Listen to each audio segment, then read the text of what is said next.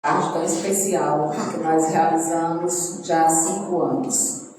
Bom, antes de mais nada, gostaria de falar da nossa programação especial no mês de setembro. Nós, todos os anos, na realidade desde 2012, organizamos a campanha Todo Mundo Junto pela Vida. Essa campanha nasceu a partir dos atendimentos fraternos que realizávamos nessa cidade, tendo como queixas, muitas vezes, de familiares, de amigos e de pessoas muito queridas, a ideação suicida ou mesmo o suicídio em muitas famílias no município de Piripiri. Então, em decorrência disso, antes mesmo de surgir no Brasil, em 2015, o Setembro Amarelo, nós já realizávamos na cidade a campanha Todo Mundo Junto pela Vida, que iniciou de maneira tímida, como um dia de atividade, lá na Praça de Eventos, naquele auditório. E esse ano nós completamos 10 anos de campanha junto ao Centro Espírita Irmã Sheila, porque de 2014 a 2024 nós realizamos essa tarefa aqui, e essa tarefa ela acontece o ano inteiro, através dos atendimentos fraternos que nós realizamos, mas ela tem a sua eclosão em setembro, com essa campanha que tem uma hashtag, que é hashtag Todo Mundo Junto pela Vida. Então, a gente iniciou em 2012 como um trabalho voluntário, e a partir de 2014 esse trabalho foi trazido para o Centro Espírita Irmã Sheila. Então, na realidade, a campanha tem 12 anos, mas tem 10 anos que ela está aqui conosco no Sheila. E hoje a gente tem 2 convidados muito especiais. A Ariel Gustosa, que eu vou convidar para sentar aqui ao meu lado, por gentileza. Sente Alice, seja muito bem-vinda, essa moça bonita. E o nosso amigo e irmão de jornada espírita, Marco Galeno, também lá de Teresina, que por coincidência é pai da Ariel.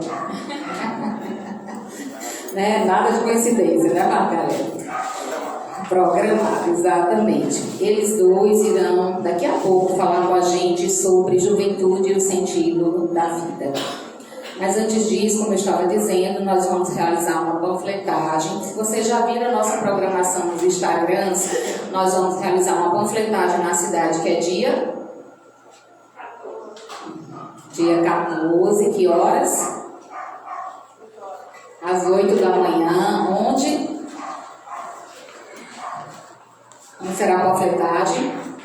Será ali na Praça da Matriz, naqueles semáforos, né, no entorno ali da Praça da Matriz. Nós estaremos lá de 8 às 11 da manhã, realizando uma blitz, realizando uma panfletagem pela vida. E durante todo o mês de setembro, nós realizaremos as nossas palestras e os nossos evangelhos às segundas-feiras com essa temática, né, com a temática da vida, com a temática de valorização da vida, no intuito de acolher e de consolar aqueles que chegam até essa casa encarnados e desencarnados. Também realizamos palestras nas escolas estaduais, nas escolas municipais, nas faculdades e nos municípios no entorno da cidade. Próxima semana a gente tem palestras quarta, quinta, sexta, sábado e domingo em várias instituições da cidade e outros municípios. Então eu convido vocês a visitar o Instagram do Sheila, olharem a nossa programação e acompanharem essa programação, tá bom? Então, vou fazer a nossa prece inicial, mas antes disso eu vou... Cadê meu livrinho que eu estava com ele na mão? Não quero galera, eu quero sair na foto e ficarem aí na foto. Minuto de sabedoria, eu estava com ele na mão, já que ele está... Fiquem aí, que vocês são os convidados especiais. Pronto. Então, vou ler uma mensagem do livro Minutos de Sabedoria, do Torres Pastorino, a mensagem 84, que diz assim: mantenha elevado o seu otimismo na vida. Eu abro aqui assim aleatoriamente, viu, gente? Mantenha elevado o seu otimismo na vida. Quem possui o coração cheio de amor, nada teme. Arrocha todos os vendavais da vida com um sorriso nos lábios. Procure amar todos e a tudo, mesmo aqueles que o fazem sofrer. E você se estará tornando perfeito como o Pai Celestial, que dá a todos, sem distinção, bons e maus, justos e injustos, as mesmas oportunidades de salvação. Com essa mensagem, vou pedir a todos que, por gentileza, fechem os olhos, se assim desejarem, elevem o pensamento ao alto em gratidão. Agradecer a Deus pela oportunidade bendita da experiência na matéria, que nos burila, nos purifica e nos renova para voos mais altos. Agradecer ao Pai de infinito amor e bondade por nos reunir hoje, nessa tarde, em nome de nosso Senhor Jesus Cristo, para a realização desse trabalho bendito. E pedir a espiritualidade amiga que derrame bênçãos e luzes sobre todos nós aqui presentes, encarnados e desencarnados, e de modo especial sobre os nossos convidados, a linda Ariel e o nosso querido amigo Marco Galeno, para que eles possam, através de suas palavras, como instrumentos de Deus, tocar o nosso pensar, o nosso sentir, a fim de que nós possamos depois agir em concordância com o que aprendemos. Ser conosco, Mestre amado, hoje e sempre. Com vocês, Ariel e Marco Galeno. Sejam bem-vindos.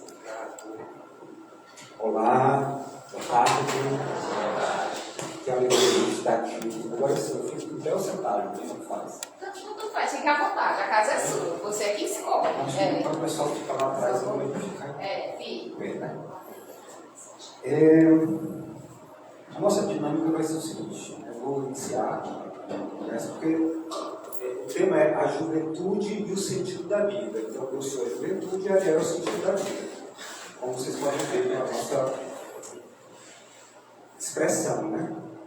E esse tema, na verdade, é um tema desafiador.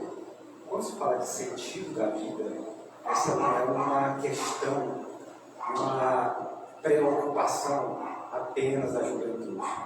Na verdade, essa é uma preocupação da história da filosofia.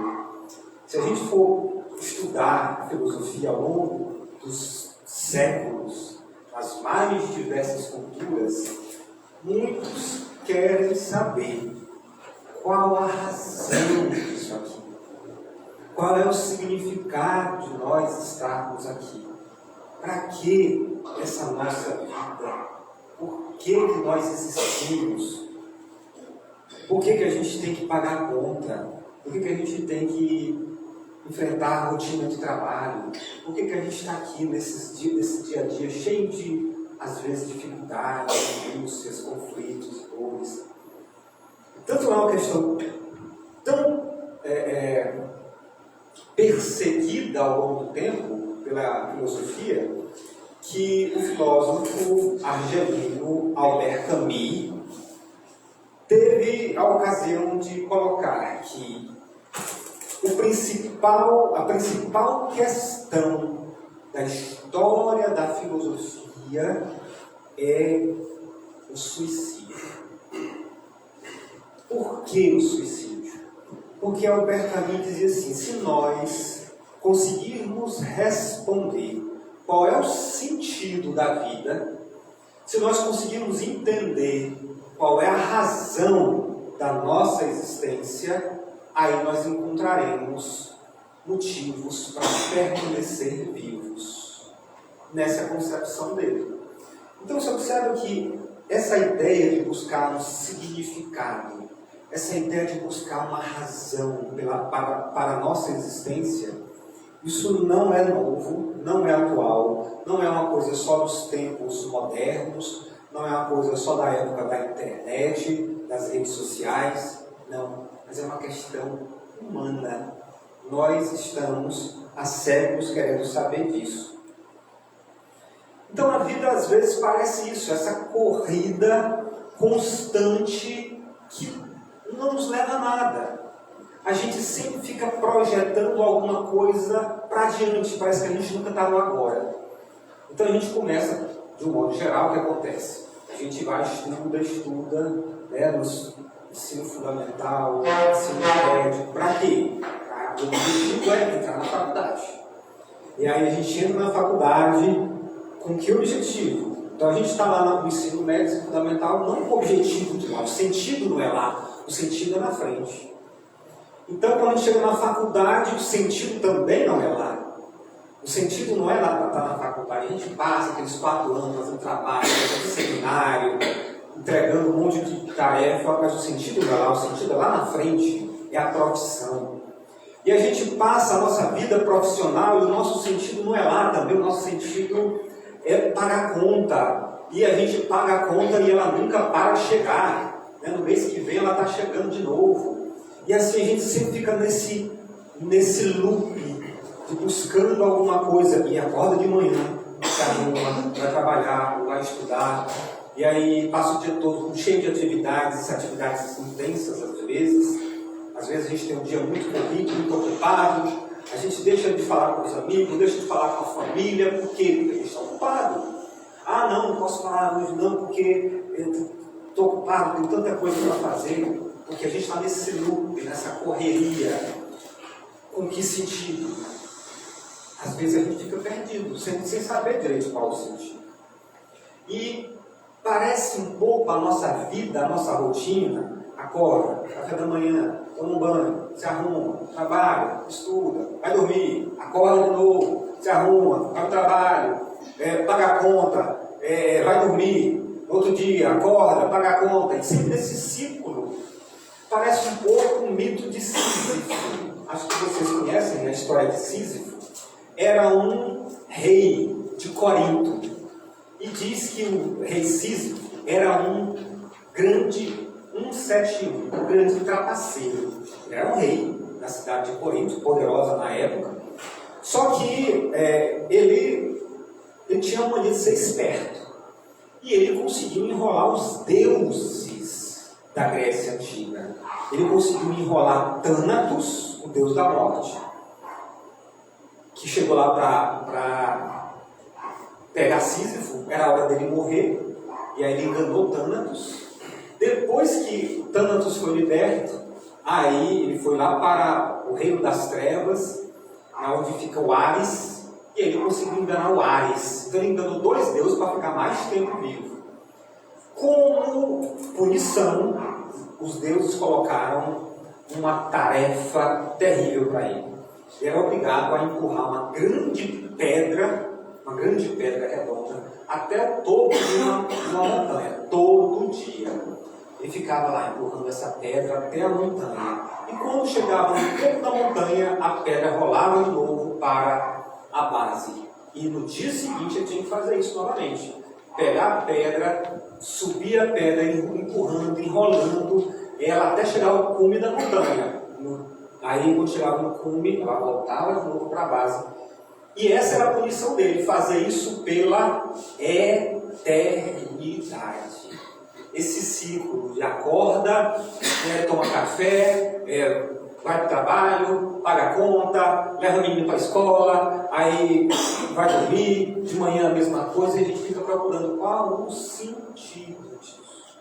Por que todo dia a gente tem que fazer essas mesmas coisas, essa mesma correria? Há uns, deixa eu ver, mais ou menos 20 anos atrás, eu dava aula de geografia lá em Campo Maior, e certa vez eu tinha um aluno que me dava assim, muita dificuldade, né? Ele conversava muito durante a aula, era muito desligado, eu conversava com ele, rapaz, cara, você tem que ser mais responsável, cara, porque tu é um cara inteligente, era muito inteligente, ele era muito comunicativo, eu não queria estudar, ficava bagunçando na hora da aula, eu ficava dizendo, eu preciso estudar, cara, tem que melhorar as tuas notas. Ele virou para mim assim, estudar para quê, professor? Se o fim é a morte. Aí eu fiquei, meu Deus do céu, e agora? Tá certo, vamos supor que o fim seja a morte. Eu disse para ele, né? Vamos supor que a minha concepção é espírita, que o fim não é a morte, mas a dele podia não ser, eu não queria agredir a concepção dele. Vamos supor que o fim seja a morte. Até lá, antes de morrer, como é que você quer viver? Então vamos pensar de como você quer viver. Pense que não vale a pena você se esforçar. Hoje ele é médico, né? Acho que ele serviu essa conversa para ele. Então, mas muita gente tem essa ideia do mito de Sísifo. Para quê? Se no final das contas todo mundo morre, se no final das contas a gente não consegue resolver todos os nossos problemas. E a gente está cheio dessas inquietações. Eu vou dizer uma coisa para vocês. Todos nós temos as nossas inquietações. Todos nós temos as nossas dúvidas, os nossos medos. Então, é normal a gente procurar esse sentido. É normal a gente procurar uma razão. É normal a gente procurar um para quê. Mas a gente precisa saber. Eu, quando eu vim para cá, eu vim pegando essa direção do caminho de Piripiri. E aí eu sabia para onde eu iria. Né? Aí eu lembrei que é importante a gente ter um sentido para direcionar a nossa vida, para impulsionar as nossas ações. Observa que a palavra alma, ela deriva do grego anima. Anima também dá origem à palavra ânimo. Então, ânimo e alma têm a mesma matriz, a mesma raiz. Então, a alma, a nossa essência, ela precisa de movimento. Ela precisa do sentido. Então, ela precisa de ânimo. Ela precisa de algo que a movimente. Nós somos uma alma que precisa ser movimentada. Nós precisamos nos movimentar. Precisamos de ânimo. Senão a gente fica perdido. E o que nós mais vamos encontrar são pessoas perdidas, desorientadas, que estão aí ao sabor das marés, que estão aí ao sabor dos modismos. Então tem um modismo, tem uma determinada realidade que se reproduz, todo mundo está fazendo, ela está fazendo do mesmo jeito. É aquele famoso trecho da música do Martinho da Vila. Deixa a vida me levar, vida leva eu. Então a pessoa acaba não tendo um sentido. Ela está sendo levada pelas circunstâncias, ela está sendo levada pela vida, ela acaba não tendo o próprio ânimo, ela apenas é movimentada. E assim é claro que corre um risco, porque quando a gente é movimentado, a gente passa a não ter o nosso próprio esforço. A gente é movimentado pelos outros. Nesse caso, nós podemos até virar massa de manobra. Quando nós não sabemos o que queremos, para onde vamos, nós acabamos virando massa de manobra para teorias absurdas, ideias absurdas que podem surgir numa sociedade doente como a nossa. E aí a gente lembra daquele do gato lá do livro Alice no País das Maravilhas. A Alice chegou lá no País das Maravilhas e viu todo mundo com aquelas loucuras, né? Aí ela disse assim para o gato sorridente: aonde é que eu posso ir para sair do meio de tanta gente louca? Aí o gato disse: quem é que não é louco?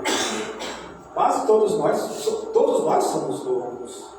Ah, não, mas eu quero sair daqui, eu quero sair desse lugar. E para onde você quer ir? Perguntou o gato para Alice. Ela: para qualquer lugar. Ah, então se você quer ir para qualquer lugar, qualquer caminho serve. Então, é a mesma coisa do sentido da vida. Se a gente não tem um sentido, a gente é movimentado, levado pelas circunstâncias, pelas pessoas, porque a gente acaba não tendo uma convicção, um esforço, um interesse. E é claro que essa alma, ela tem uma condução segura. Aí é preciso que ela tenha entusiasmo. A palavra entusiasmo, ela vem de theos. Theos, do latim, significa Deus. Deus veio da palavra theos. Então, Deus e entusiasmo tem a mesma raiz. O que quer dizer entusiasmo? Entusiasmo quer dizer cheio de Deus. Então, a pessoa que é cheia de Deus, ela é entusiasmada. ela está em Deus, ela está em Deus. E assim ela consegue se movimentar, se direcionar de uma forma muito segura. Então a nossa alma, a nossa essência, precisa ficar em Deus, cheia de Deus, para que ela possa se direcionar de forma segura nesse mundo, na nossa vida, nessa grande jornada intergaláctica que nós estamos fazendo parte. Nós estamos aqui apenas em um trecho dessa jornada, mas nós já viemos de outras vidas, nós iremos para outros mundos, para outras galáxias, para outras estrelas. É claro que até lá temos muito caminho a resolver. Vamos buscar o agora. No agora a gente tem como se entusiasmar, se encher de Deus para os nossos momentos atuais. É por isso que a gente, adotando a orientação que o Espiritismo nos dá, a gente tem que pensar o seguinte, que para viver entusiasmado, a gente não pode viver só pensando nas circunstâncias, na vida material, porque a vida material ela é passageira. Então as coisas materiais, elas passam, a vida material passa. O que a gente pode ter como certeza na vida é a impermanência. O que é permanente é a impermanência. A impermanência é uma constante. Então nós estamos aqui em Piripiri, mas daqui a algum tempo a gente pode ir a outro lugar. A gente tem uma casa, mas pode ser que daqui a um tempo a gente tenha outra. A gente utiliza um veículo, um carro, uma moto, uma bicicleta, mas pode ser que depois a gente utilize outro. A gente tem essas roupas, tivemos outras, mas teremos, essa aqui vai se desgastar. Esse corpo também, esse corpo que a gente usa, algum dia a gente vai deixar. Então se a gente for pensar que o nosso entusiasmo, o nosso ânimo deve estar concentrado apenas nas coisas materiais, muitas vezes nós vamos perceber uma fragilidade desse entusiasmo, desse ânimo. As coisas materiais, elas se acabam, elas são impermanentes. Então o que a gente pode ter certeza, segundo a doutrina espírita, é da nossa essência espiritual. A nossa essência espiritual permanece. A nossa essência espiritual perdura. A nossa essência espiritual, ela não se esgota. Então nós temos que, em todos os momentos da nossa vida, por mais que a gente tenha que se preocupar com as circunstâncias materiais momentâneas, nós não podemos esquecer da nossa essência espiritual. E todo dia buscar investir tempo e esforço no crescimento desse patrimônio espiritual. Dedicar tempo e esforço na aquisição daquilo que torna o espírito cheio, daquilo que torna o espírito pleno, daquilo que torna o espírito feliz algum dia. E o que é? O conhecimento e a moral. Por isso que a doutrina espírita fala para a gente, espírita, amai-vos e instruí-vos.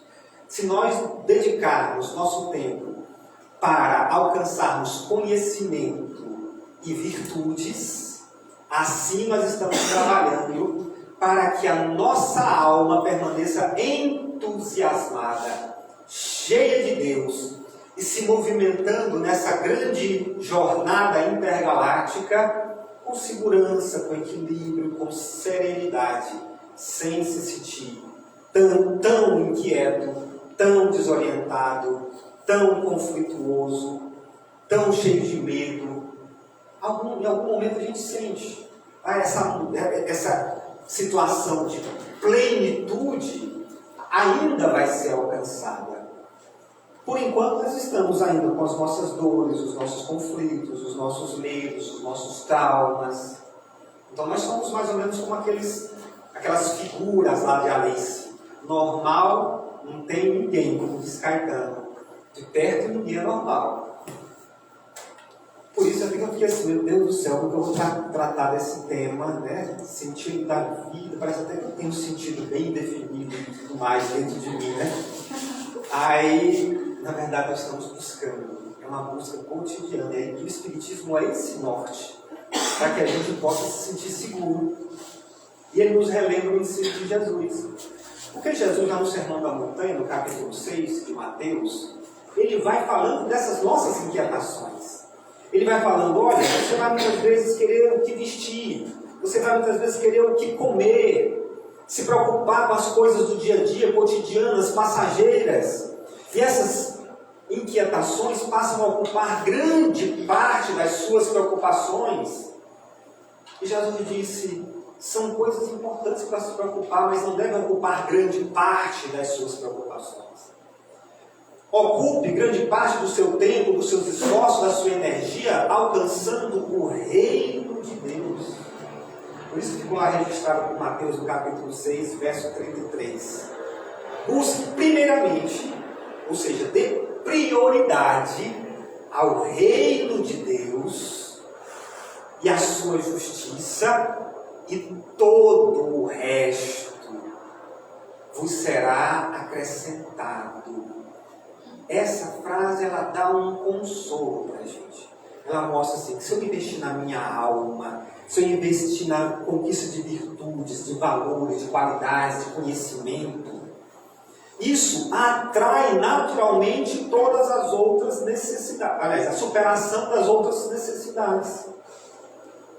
Ou seja, nós podemos até ter muitos bens, muitas posses, muito poder material, e ainda assim a nossa essência, a ânima, a alma não está preenchida, e nos sentimos um vazio, apesar da abundância que nos cerca. Mas, se fizermos um caminho diferente, que é um caminho inclusive contracultural, que a cultura não incentiva isso. A cultura incentiva posse, a cultura incentiva o acúmulo, a cultura incentiva a competitividade para que você possa obter mais em relação aos outros, de coisas materiais. Essa cultura capitalista, imediatista, essa cultura que a gente vive, materialista. Então, essa cultura materialista, capitalista, imediatista, ela nos convida o tempo todo a nos preocuparmos apenas com o passageiro. Então, é contracultural nós vivemos conforme o ensino de Jesus. Porque Jesus nos diz, se preocupe primeiro, dê prioridade ao que é essência, a sua alma, a conquista de valores, de virtudes, de qualidades, a conquista da sabedoria. E a gente não está indo atrás disso, a gente está indo atrás de cargos, a gente está indo atrás de poder, a gente está indo atrás de bens, a gente está indo atrás de posse, a gente está indo atrás de coisas materiais. E mesmo que a gente alcance essas coisas em abundância, se nós não investirmos na alma, nós vamos sentir falta, uma falta imensa. Mas, se nós investirmos na alma, ao mesmo tempo que investimos nas coisas materiais, nas coisas passageiras do mundo, sem a gente tratar as coisas do mundo de uma forma como se não importasse, não, as coisas importam, nós vivemos no mundo material. Elas têm a sua importância, elas têm a sua necessidade. Elas só não são para o espírito a prioridade. Então a prioridade é nós vivermos conforme a lei de Deus. Por isso que Jesus falou, busque primeiramente, dê prioridade ao reino de Deus e à sua justiça, e todo o resto será acrescentado. É isso que nos falta, dar prioridade ao reino de Deus em nossas vidas. É isso que nos falta, tentarmos viver conforme Jesus nos ensinou, com gentileza, com respeito, com aceitação, com tolerância, com justiça, com respeito, com valorização à diversidade. É isso que nos falta. Então, quando a gente viver, quando a gente for capaz de viver conforme nos ensinou Jesus, aí nos sentiremos plenos. Então, esse é o nosso norte, esse é o nosso sentido. que nos é proposto pelo Evangelho, que nos é proposto pelo Espiritismo e que é proposto também por todas as grandes filosofias de todos os povos e de todos os tempos. Invista no ser humano, nos valores humanos, nos valores morais. Faça de você mesmo um ser melhor. Faça de você mesmo um ser que busque levar aonde você estiver conforto, bem-estar, suavidade, generosidade. Leve um sorriso, leve uma palavra de carinho, leve a assistência aos necessitados. Busque, primeiramente, o reino de Deus, como disse Jesus. E as outras coisas vão ser acrescentadas. O resto não vai fazer falta. Ou o resto nós nos sentiremos entusiasmados para ir atrás, para buscar. Então, essa grande questão filosófica ainda está no ar. Cabe a cada um de nós fazermos a nossa análise. Nós estamos ainda num pontozinho que eu acho de vantagem em relação a algumas pessoas ao nosso redor. Porque nós temos muita gente perdida, sem sentido, desorientada. Nós estamos aqui, pelo menos, fazendo essa reflexão. Se ainda não se consolidou o sentido de uma forma ampla em nós, nós estamos pelo menos abertos a descobrir. E isso é já um ponto a mais. Então cabe a cada um de nós para continuar essa reflexão.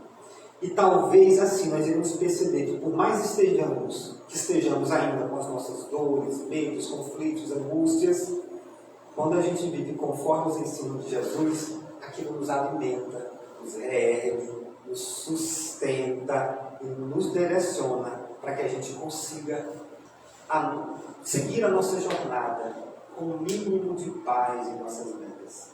Só lembrando que isso não é uma receita para que as dores, os conflitos, os medos cessem das nossas vidas. Não vai cessar. A gente vai continuar sofrendo, passando por dificuldades, mas quando a gente busca viver conforme os ensinos do Evangelho, a ideia é que isso nos sustente, nos dê força para passarmos por esses desafios. Lembrando que o próprio Cristo disse isso, que aquele que ouve as minhas palavras e as põe em prática é como o homem que constrói a sua casa sobre a rocha. Porque vem a tempestade, vem os ventos, vem a chuva e ela não desmorona. Mas aquele que escuta e não coloca em prática é como um homem insensato que constrói a sua casa sobre a areia. Vem os ventos, a chuva, a tempestade e leva, desmorona. A chuva, a tempestade, os ventos vão continuar aparecendo. É parte da vida, é parte do aprendizado. Mas quando a gente tem a sustentação do Evangelho, quando a gente busca viver com a alma repleta do amor, quando a gente busca viver com a alma entusiasmada, aí as tempestades, a chuva, o vento cai e a gente não desmorona, a gente não arruína. A gente sente a tempestade, a gente sente a chuva nos castigando, mas a ideia é que a gente não desmorone. E tem coisa que pode nos desmoronar, sim, se a gente não tiver a devida sustentação. Nós ainda estamos construindo essa sustentação. Nós estamos construindo. Tem coisas que se acontecer com a gente, será que a gente hoje tem a sustentação para aguentar? Só a vida dirá. Mas a ideia é que nós estejamos construindo essa sustentação. Como eu falei, a pergunta filosófica ainda está no ar. Para ajudar a responder, eu vou passar agora a bola para eu. A encrenca é sua agora para tentar responder essa pergunta. Qual o sentido? Oi, gente. Boa tarde. Boa tarde. É um prazer estar aqui com vocês conversando e uma grande responsabilidade depois disso tudo conseguir dar continuidade. Mas como ele falou, essa questão de qual o sentido da vida permeia a humanidade há muito tempo. Há mais de 2000 anos, tinha escrito no oráculo de Delfos, lá na Grécia, conhece-te a ti mesmo, como a solução para saber o sentido que a gente vê para a vida. Então, há pelo menos 2000 anos, deve ser muito mais, isso é uma coisa que é um questionamento que está presente nas nossas vidas. E eu imagino que em cada época que esse questionamento surgiu, tinha suas particularidades. Na Grécia Antiga, tinha aquelas lutas, aquele coliseu, aquela coisa grandiosa, depois passou para Roma, o Império, que saiu conquistando outros lugares, e o questionamento ainda na cabeça. E hoje em dia não é diferente. A gente tem um ambiente diferente que dá uma particularidade para esse questionamento, que é qual o sentido da vida. Não tem como a gente deixar de falar da internet, de como o meio digital influencia toda a nossa vida. Hoje vivemos o tempo todo hiperconectados. A gente acorda, já pega o celular, está o tempo inteiro com ele perto. Se ele descarregar, é a pior coisa do mundo. Então a gente está o tempo inteiro conectado com o aparelho. A gente não está o tempo inteiro conectado uns com os outros. A gente não está o tempo inteiro conectado nem com a gente, porque ele funciona quase como uma distração 24/7, o tempo todo. A gente não está ali refletindo sobre a vida, parando para analisar. Naquela época eles tinham tempo para filosofar. Hoje em dia a gente não consegue ficar entediado vendo um anúncio de 5 segundos que a gente já quer passar. Mas a internet também tem uma outra mudança que ela gera na forma como que a gente vê a vida. Lá nas redes sociais, todo mundo parece que já encontrou o seu propósito, que já encontrou o sentido da sua vida, que já encontrou se está pleno na vida e só sendo feliz todos os dias. Isso passa uma percepção distorcida da realidade. As pessoas, por mais que postem que elas estão felizes, um stories de 15, 20 segundos chega longe de ser 24 horas da vida daquela pessoa. A gente vê as pessoas lá dizendo que se encontraram, que estão felizes. E tem um ditado muito famoso que é: a grama do vizinho é sempre mais verde. Supondo que eu sigo 2.000 pessoas na minha rede social. Eu tenho 2.000 vizinhos mostrando a sua grama verde todo dia pra mim. E a minha não tá boa. Eu fico vendo as pessoas saindo, se divertindo, muito bem no trabalho, tudo certo. E eu olho pra minha conta da Nubank que não tem R$10. Não fica, gente, não é possível, tem uma coisa errada. Todo mundo viajando, passeando. E eu me questionando. Eu, inclusive, estava ajudando uma amiga recentemente a fazer postagens para a rede social dela no perfil profissional. E uma das perguntas era: por que você escolheu essa profissão? A resposta que ela deu foi uma coisa muito bonita, que era para ajudar as pessoas, que quando as pessoas se sentirem com a autoestima melhor. Mas ela falou para mim: por que tu escolheu a tua profissão? Porque eu escolhi a minha porque era o que dava dinheiro na época. Mas não é essa a resposta que ela postou. Não é essa a resposta que as pessoas postam. Eu lembro que quando, no meu primeiro dia de aula, quando a professora perguntou quem foi que sempre sonhou em fazer direito, 5 pessoas de 40 levantaram as mãos. Aí, quando ela perguntou assim, quem foi que através daquela série chamada Suits quis fazer direito, mais uns 10 levantaram a mão. Então, acho que às vezes, quando a gente está tão desconectado de si, fica essa sensação de vazio, a gente vê outras pessoas nos seus propósitos, por mais que seja uma encenação, porque uma série fez pessoas fazerem um curso, a gente acaba por pegar o sentido da vida do outro. Se guiar não é nada, qualquer caminho serve. Porque a gente não se conhece ao ponto de saber qual é o sentido da nossa própria vida. E que aumenta essa sensação de vazio, aumenta a falta de conhecimento, essa falta de desconexão conosco, faz com que a gente não saiba onde a gente quer ir. Se perguntam quem é você, a gente responde idade, profissão, onde mora e o que faz. Mas todas essas coisas são passageiras. Elas não vão ficar com a gente após essa passagem. O que a gente é além disso? Apesar disso, somos o quê? Às vezes a gente não sabe nem se responder isso, porque não paramos para questionar, não paramos para refletir. E a juventude é onde a gente toma essas grandes decisões, tem esse espaço, e é um momento de muita reflexão. A gente tem energia para fazer, mudar, fazer acontecer. Então não é só esse momento de insegurança. Claro que tem insegurança, mas também tem muita coisa boa. E a resposta para essa pergunta de qual o sentido da vida é o famoso conhece-te a ti mesmo, usado na Grécia Antiga, também presente no Livro dos Espíritos. E eu confesso para vocês que quando me falavam que o primeiro passo é o autoconhecimento, eu ficava frustradíssima. Tudo bem, o primeiro passo é esse, eu quero saber o segundo, o terceiro, porque não deu certo, o primeiro não é suficiente para mim. Preciso de mais. informação para eu me entender. Só que eu não tenho como, ninguém tem como dar para outra pessoa uma receita do primeiro, segundo, terceiro passo. Porque o primeiro passo para mim, o primeiro passo para todo mundo é autoconhecimento, mas o segundo depende de cada um de nós. Depende da história de cada um de nós. Tem pessoas que têm necessidades de segurança, necessidades de conhecer lugares, de desbravar. Tem outras que têm necessidades mais sociais. Tem pessoas que gostam de ficar próximas umas das outras. A gente gosta de sossego. E tem pessoas diferentes. Então, uma receita não tem como enquadrar o que todos nós queremos na nossa vida ou não. O primeiro passo, sim, é o autoconhecimento, porque só a gente é capaz de dizer qual é o segundo passo que a gente vai tomar para descobrir qual é o nosso sentido da vida. Qual é o terceiro? E por aí sucessivamente. E o autoconhecimento, ele não é só essa ferramenta de conhecimento espiritual. Ele também é uma ferramenta que nos auxilia em todas as adversidades. Se a gente conhece nosso ponto forte, eu vou usar uma analogia. Vamos supor que eu vou ter um problema para lidar. Esse problema tem um formato quadrado.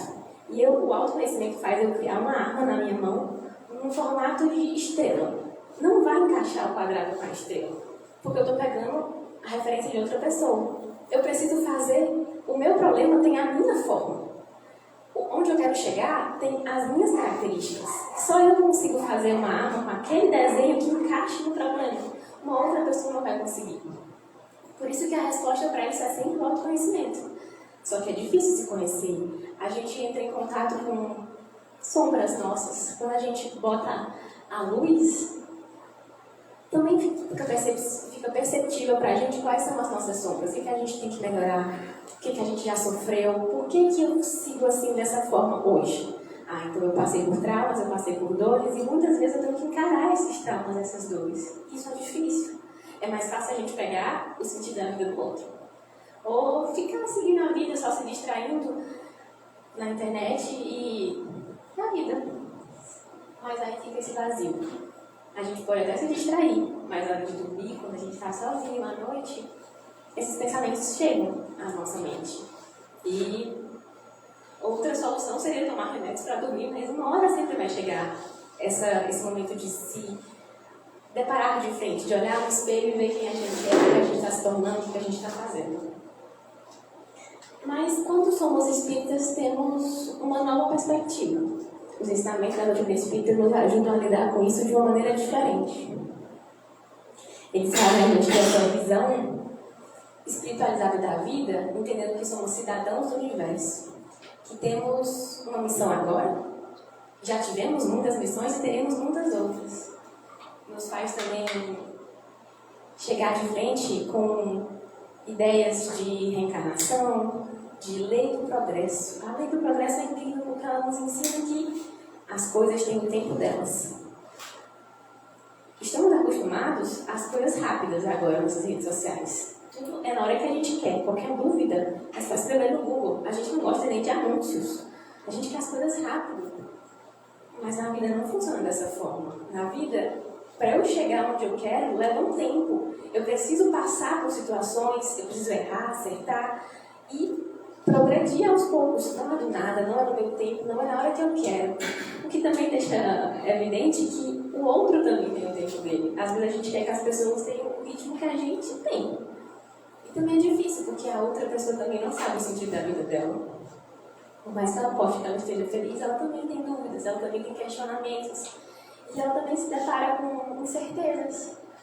Então, quando a gente reconhece que temos esse tempo, progresso, calma para lidar com as nossas dores, a gente também acaba por ter paciência para lidar com a dor do outro. Ele também está perdido. Também lembramos que somos espíritos em constante evolução, que passamos por encarnações, trazemos enormes dores, enormes traumas. Estamos aqui passando por provas, expiações, testes, reparações, e os outros também estão. A gente realmente volta naquela parte da paciência, né? Mas cada uma dessas adversidades que a gente encontra, dessas dificuldades, elas nos ensinam alguma coisa. Elas não são em vão. Por mais que elas pareçam ser enormes, tomar de conta eterno apenas o espírito. as dificuldades não são eternas. A gente consegue entender que está aqui para aprender cada vez mais. E, através desses momentos de dores e como a gente lida com essas dores, a gente consegue trilhar esse caminho da evolução. E a espiritualidade nos deixa muito claro essa questão de que a dor, a adversidade tem um motivo, tem um porquê e tem um pra quê. E que somos maiores do que isso. E que também não somos sozinhos. Eu vi na sua camisa, né? Não estou sozinho. A gente não tá. A gente pode sempre pedir ajuda. Tem que, para quem pedir ajuda, tanto para pessoas encarnadas, psicólogos, família, amigos, mas a gente também pode pedir ajuda para a espiritualidade amiga que está o tempo inteiro nos rondando. Não estamos sozinhos. A gente pode fazer uma prece. A gente pode estudar, abrir o Evangelho, ler, buscar entender a filosofia espírita, qual é o sentido da nossa vida. A gente pode agir no bem, fazer o bem, fazer projetos. Dessa forma, a gente entraria no meio de boas vibrações, a gente deixaria de focar apenas no nosso problema e olharia para a sociedade, teria esse olhar mais de fora, macro, sem só olhar para a nossa dor, conseguir ajudar o outro. Mas também a gente pode pedir o aconselhamento de Jesus. Vinde a mim, todos vós que estáis cansados e sobrecarregados, que eu vos aliviarei. A gente não está sozinho mesmo. Às vezes parece que ninguém nos entende. Às vezes parece que a gente não consegue se expressar e que as pessoas não querem entender. Mas Jesus mesmo nos ensina que a gente não consegue mudar o outro nem através do amor. Eu posso amar muito alguém, mas só apenas o autoconhecimento e a reforma íntima são capazes de fazer com que aquela pessoa mude ou que ela observe a vida de um caminho diferente. E quando eu falo nisso, é mais no sentido de eu, que convivo com uma pessoa que está passando por problemas depressivos ou que tem esses pensamentos suicidas. Nem por amor eu consigo tirar aquilo da cabeça da pessoa. Mas eu posso ser suporte, eu posso dar um abraço, eu posso acolher, eu posso conversar. Eu posso estar só ali. Às vezes, muitos dos conselhos que a gente dá, tem muito de nós nos conselhos, né? Mas tempo de qualidade, chamar para fazer um esporte, chamar para comer alguma coisa, para fazer um prato diferente. Lembrando de novo que as pessoas têm o tempo delas, o ritmo delas, e não é o mesmo do nosso. E que a gente pode rezar por essa pessoa também, a gente pode pedir a ajuda da espiritualidade amiga que aconselhe, porque às vezes também a pessoa não quer ir ao centro espírita com a gente, né? Mas tem outras formas da gente conseguir acolher nesse sentido. Mas aí eu trouxe ideias de coisas pra gente fazer pra tanto buscar o nosso sentido da vida, quanto ajudar outra pessoa que também esteja buscando o sentido da vida dela. A primeira ideia é: tenha uma atitude humanitária.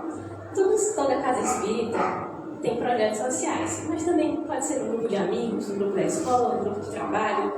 Por exemplo, o Dia das Crianças está chegando, daqui a pouco é Natal. Tem tanta oportunidade, tanta gente passando fome.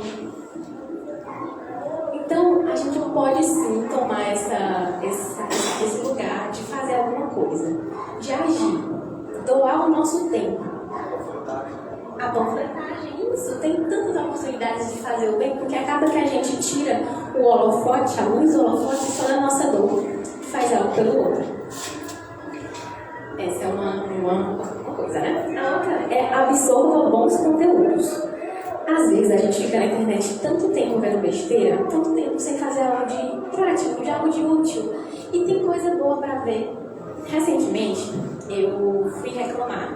Fui reclamando pro meu namorado. Eu sou advogada e todo mundo só chega pra me dar problema. Ninguém tem me dar uma notícia boa. Deu alguma coisa certa? Não. É só fulano morreu, perdi, meu benefício não foi concedido, separou, não tá pagando pensão. É só confusão. Eu falei pra ele, não aguentava mais, eu era cansada de confusão. Aí ele me indicou uma página no Instagram, que também é um site chamado Só Notícia Boa. Muito bom. Aí ele disse que todo dia ele me mandava uma notícia boa. E ele me envia para todos os dias uma notícia boa. A gente pode ser a pessoa que envia notícia boa para os outros.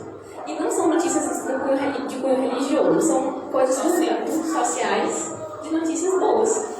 Porque às vezes a gente vê tanta tragédia, tanta coisa ruim, que pensa que o mundo está perdido, que tem certeza que a regeneração não está chegando. Mas é como se a gente não olhasse para o lugar certo. Então, se a gente for consumir bons conteúdos, também é uma boa estratégia. Uma outra é compartilhar o que faz bem. Que também tem a ver sobre isso. Às vezes a gente gosta de compartilhar a tragédia. A gente gosta de compartilhar o que não. Por exemplo, esses dias morreu uma mulher lá em Campo Maior. Todo mundo estava sabendo. Mas aconteceu um monte de coisa boa na semana e a gente não sai contando. A gente pode ser blogueiro do bem. Pode, por exemplo, ver um cachorrinho na rua com fome. E olha, gente, alguém quer doar alimento para esse cachorrinho? Alguém, adoção responsável? Tem estratégias. E a última é consumo consciente. É refletir sobre os hábitos que a gente tem de consumir mesmo, porque acaba que a gente é muito consumista ou a gente não se importa com o meio ambiente. E isso tudo são coisas para direcionar nosso tempo e nossa atenção em coisas que façam bem, que sejam boas. E para finalizar, eu vou ler um poema de Casimiro Cunha, Psicografia do Chico, que é Mocidade Espírita. Ergamos a nossa voz. O mundo clama por Cristo e o Cristo clama por nós. Sigamos desassombrados, à luz do Consolador. A luta de cada dia é a nossa vinha de amor. Na companhia sublime do amigo excelso e imortal, nós somos semeadores da terra espiritual. Marginando-nos a estrada da fé, risonha e segura, há corações afogados no pântano da amargura. Ao lado das nossas flores de doce deslumbramento, há soluços desvairados de angústia e sofrimento. Em toda parte aparecem desertos, charcos, espinheiros. Sejam os braços afetivos do divino jardineiro. Plantemos alegremente sobre a fé que não descansa, bondade, paz, otimismo, consolação e esperança. Aguarda-nos vigilante para a glória do trabalho, a imprensa, a tribuna, o livro, a enxada, o tijolo e o malho.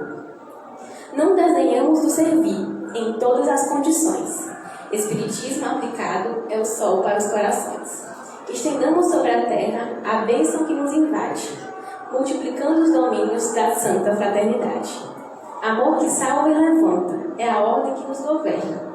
Na lide em favor de todos teremos a vida eterna.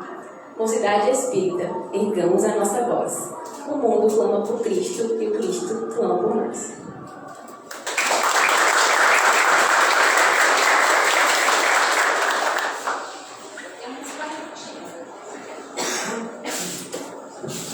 Tem umas perguntinhas aqui da mocidade do Irmã Sheila. Olha, eu estava olhando para a Ariel me lembrando, não vou dizer quanto, mas vou entregar uma cidade. Eu estava me lembrando de quando eu entrei na Mocidade Espírita, da Federação Espírita Piauiense, e todos os meus colegas de Mocidade Espírita com o cabelo assim, mechado, que nem eu e o Galeno, você mexe, porque é o chá, né? E aí vem da Ariel, aí me vieram muitas cenas assim, né, do período que a gente começou essa tarefa também. Eu acho também que a gente está mais bonito agora do que naquela época. Se vocês olharem nossos retratos, vocês não acreditam. Né? Então, melhor agora, a gente está melhor agora. Então, a gente tem aqui algumas perguntinhas da mocidade, mas grande parte delas vocês já responderam na fala aí de vocês, né?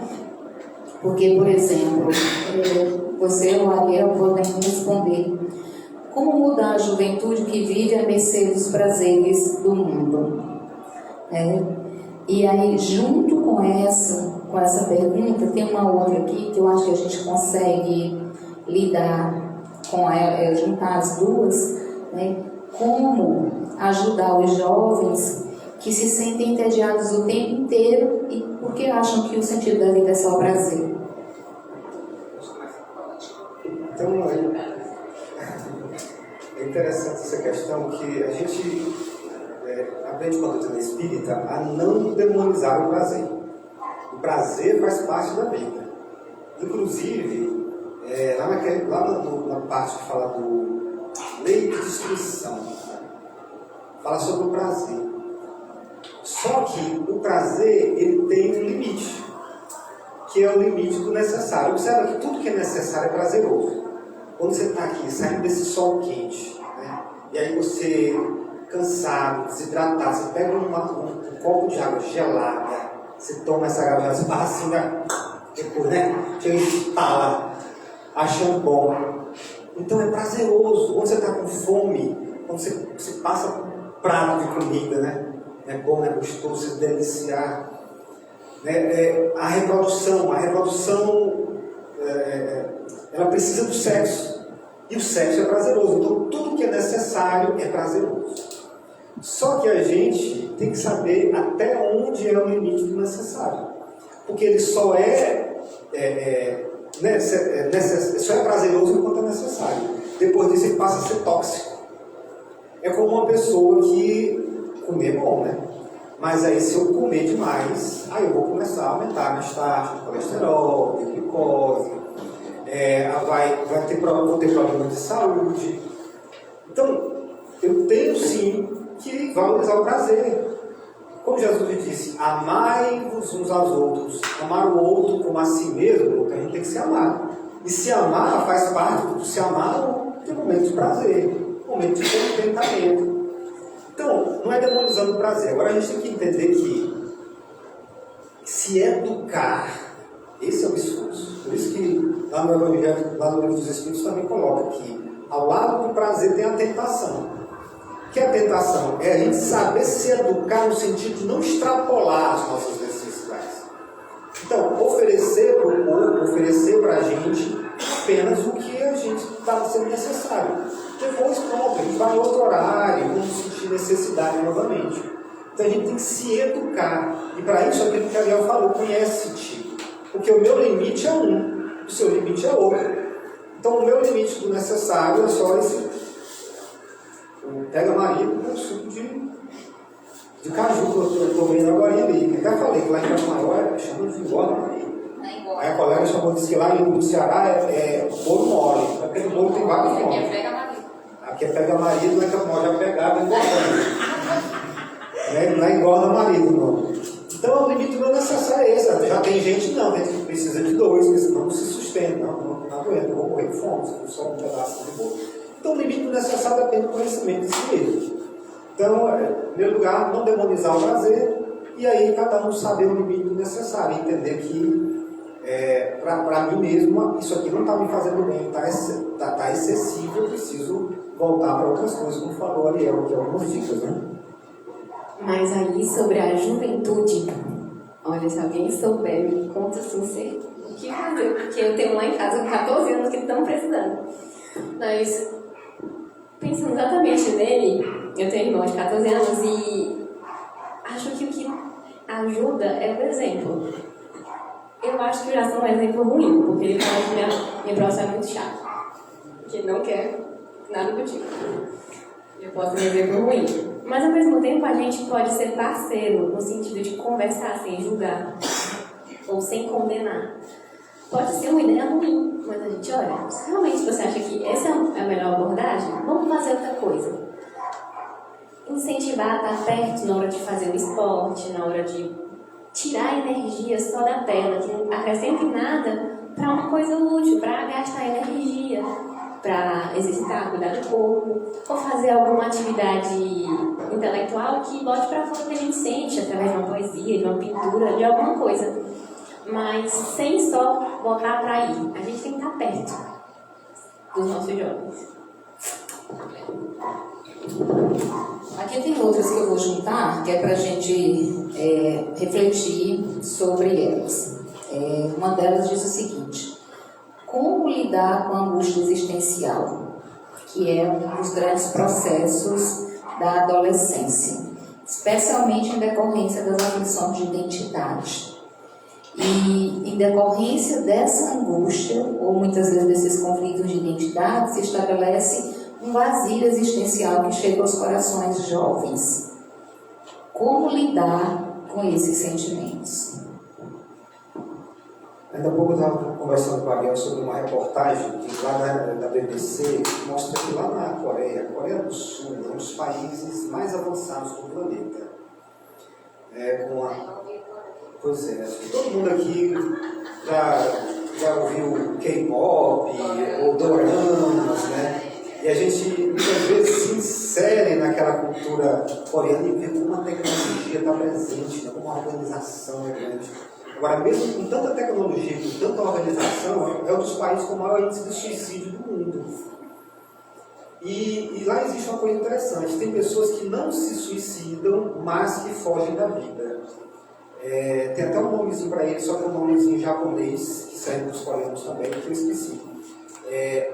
Akigori, parece, uma coisa assim. E que são pessoas que fogem do mundo, se isolam, entram no quarto e não querem mais sair, porque não conseguem conviver com a angústia da vida. E uma coisa interessante é que se estima que 5% dos jovens coreanos estão hoje se isolando, que é muito. Dá em torno de 500 mil jovens para a população da Coreia do Sul de hoje. Então é uma coisa absurda.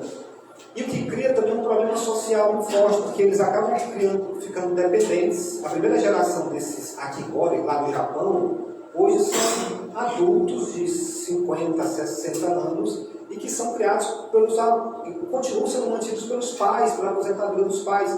Cria um problema social porque empobrece os pais, que eles não conseguem manter as necessidades dele com a aposentadoria e nem conseguem manter os filhos, que estão mais isolados. Então, é um número muito alto de pessoas que estão angustiadas, fugindo da vida, pelo suicídio, para as drogas, para o isolamento.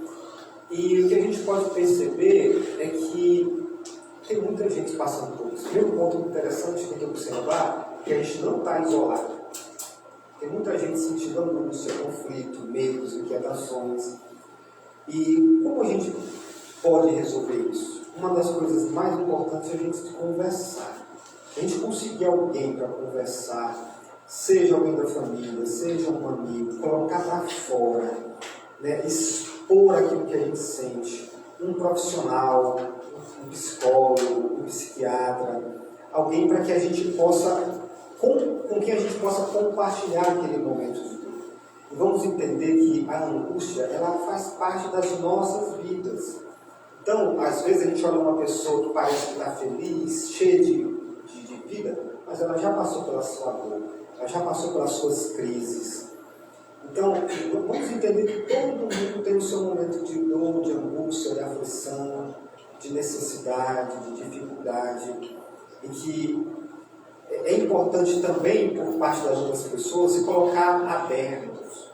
Então, na mesma reportagem da BBC, mostrava que os pais estavam fazendo uma imersão, achei muito interessante, uma imersão em um isolamento.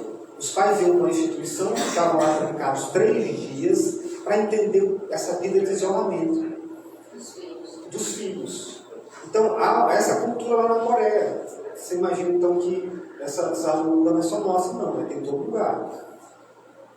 E as pessoas, então, iam lá naquele momento de isolamento e elas começavam a tentar entender, se colocar no lugar dos filhos para poder dar o suporte de quem necessita. Às vezes eu não consigo te entender. Às vezes eu não consigo saber o que está passando. Mas é só a gente, quando tem amor, dizer assim: olha, eu estou aqui do teu lado.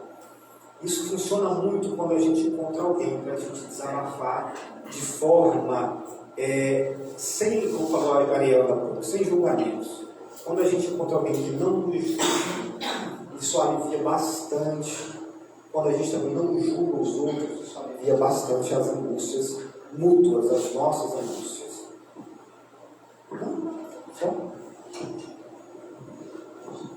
Bom, e as outras questões que tem aqui, nós já vimos, vocês foram respondendo ao longo da fala, essa questão de como a sociedade, né, impacta e influencia no sentido da percepção, né, no sentido da vida. A Ariel falou muito bem sobre isso quando ela se referiu às redes sociais. Por que alguns jovens, além dessa angústia existencial, eles têm muita dificuldade de fazer amigos, né? Porque que eles vivem nesse processo que o Marco acabou de falar, do isolamento. E como que o jovem ele pode aprender a lidar melhor, não só com as angústias, mas especialmente com os processos depressivos. Eu acho que realmente a parte que mais corrobora com a depressão é o isolamento. Quando a gente se afasta, fica só uma combinação de pensamentos ruins. Quando, minimamente, e deve ser um grande esforço, alguém nessa situação se abrir para socializar um pouco, é a oportunidade que a gente tem de fora de botar um pensamentozinho bom para quebrar aqueles ciclos de só coisas ruins. Por isso que deve evitar o julgamento, porque senão a pessoa não vai ter incentivo para se abrir de novo. Vai incentivar cada vez mais a se isolar. E é uma coisa muito difícil. Principalmente se a gente sentir que ninguém entende, que as pessoas não se importam. E é mais fácil ficar só sorrindo na frente da rede social, porque é cômodo. Mas eu também acredito que, geralmente, a gente... É uma fase, porque todo mundo, uma época na vida, já teve essa ausência de sentido. Não tem como a gente julgar e dizer, nossa, você não está achando o seu sentido. Quase ninguém tem. E já teve uma época que a gente já teve mais latente dentro de si essa ausência. Então, reconhecer que aquilo ali não é eterno, que é uma fase, e se movimentar. Estar vivo é o oposto de parado. A gente está em movimento o tempo todo. É uma sinergia. Tudo que acontece na vida está se movimentando. Acho que por mais que esteja com dor, e mesmo com a dor se movimentando, pode ser o melhor caminho. Eu só fazer uma complementação em relação à questão da angústia também. Uma das coisas que incentivou muito a nossa angústia é a comparação. As redes sociais abriram muito a janela da nossa vida em relação à vida dos outros. E a gente fica olhando para a vida dos outros, como a Ariel falou, a grama do vizinho sempre é mais verde. Então a gente fica olhando nas redes sociais como é que é a vida das pessoas. Estão viajando, estão de carro novo, compraram uma casa, estão de roupa nova, estão num jantar especial, casado, num relacionamento, e a gente fica se comparando o tempo todo. Parece que todo mundo tem o que a gente não tem. Então, essa comparação é uma coisa bem complicada. E no caso dos coreanos, é basicamente isso que pode se reproduzir com a gente. Muitos deles olham assim as suas vidas e dizem assim, não, eu não consegui entrar na universidade na época certa. Não, não estou conseguindo um padrão de renda para eu comprar um carro, uma casa nova. E ela fica se comparando e ela se isola. Então, os principais pontos que a gente precisa analisar nós estamos realmente precisando nos comparar com os outros? Será que a gente precisa olhar para nós mesmos? Nós estamos olhando para o externo, para o outro. Nós estamos olhando um pouco para nós mesmos, como falou o Ariel há pouco.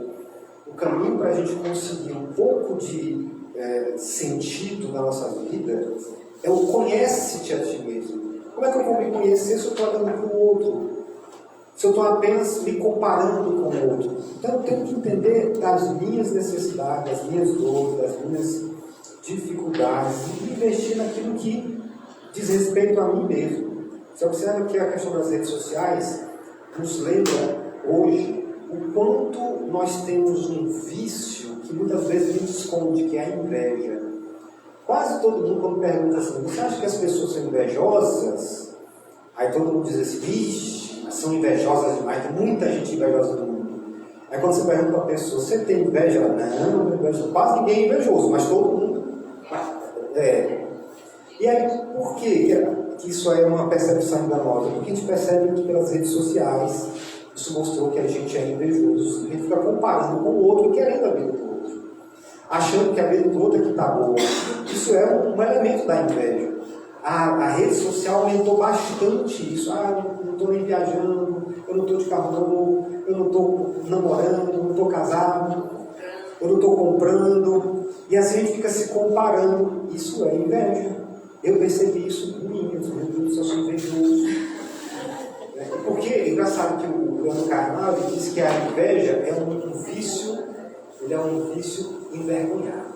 Ninguém admite que é invejoso. A gula, por exemplo, as pessoas às vezes dizem, não, eu como demais. Se deixar aqui uma pizza, eu como todinha. Ela admite que é gulosa. Acha vantagem. Aquele outro dos pecados capitais, que a preguiça, tem não, domingo eu durmo até meio-dia mesmo, panfletagem, vou nada, agora está dormindo. Né? a pessoa diz que está com preguiça, mas ninguém admite que é invejoso. Aí quando eu comecei a olhar nas redes sociais, ficando triste, que eu estava numa situação, aí caiu a ficha, invejoso. Né? Aí, muitas vezes, a gente não percebe que é invejoso e que quer a vida do outro, ao invés de nos concentrarmos na nossa própria vida. Eu quero complementar que muitas vezes, quando a gente está viajando, fazendo as coisas, a gente posta, porque a gente quer se vingar, né? Não, eu já senti muita inveja dos outros, agora eu vou mostrar que eu tô bem também. Tem que postar, porque senão só os outros estão vida boa e a gente não tem. Mas uma outra coisa também que eu refleti agora é sobre estudar. Quando a gente estuda, sabe como está funcionando os processos sociais? Inclusive dentro do nosso cérebro, a gente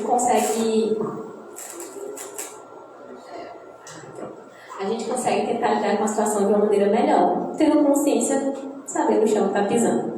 E em relação a isso, sobre essa angústia, a gente está se acostumando ao tempo todo ter prazer nas redes sociais, assistindo sempre vídeos engraçados, sempre coisa legal, e passa um, vem logo o outro. Estamos viciados nessa sensação de prazer, de dopamina o tempo todo. O que nos faz desacostumar do tédio, nos faz desacostumar de refletir. Então toda vez que a gente está entediado, já fico triste. Mas não, a gente pode ficar entediado e pensativo.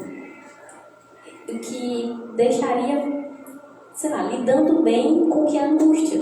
A gente fica angustiado às vezes, pode ficar entediado, reflexivo, sem gostar do que a gente está fazendo, mas a solução é refletir sobre as nossas atitudes. Se a gente está viciando o nosso cérebro em dopamina, estamos virando mimados dopaminérgicos, então vamos ver que a gente pode quebrar esse padrão aqui para tentar melhorar. E pode ser que um adolescente não tenha essa consciência, essa disciplina de se controlar.